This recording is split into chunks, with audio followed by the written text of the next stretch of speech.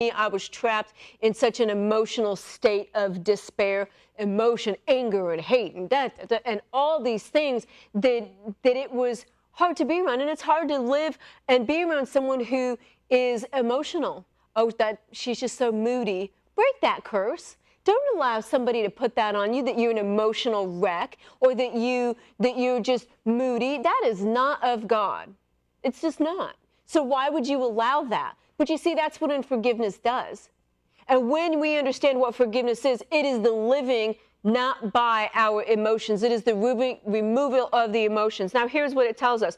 1 Peter 1:14, as obedient children, do not conform to the passions of your former ignorance. So now you know. Ha-ha.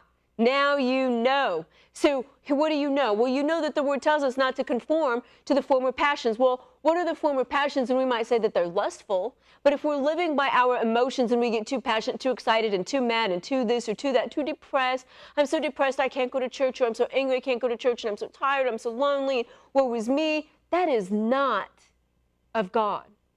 And forgiveness is the removal of living by those emotions. Here it also tells us in James 1:20, because human anger does not produce the righteousness that God desires. So, right there it tells us.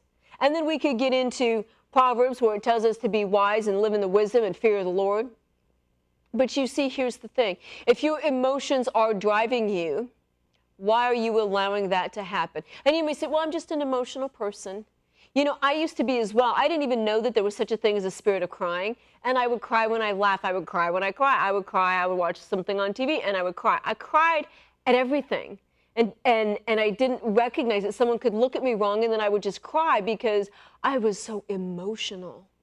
But you know what? When I started recognizing how forgiveness changed me, that it removed those levels, those high levels of emotions, then I started living steadfast and balanced to where, you know what, forgiveness is the release of that. I didn't have to accept that.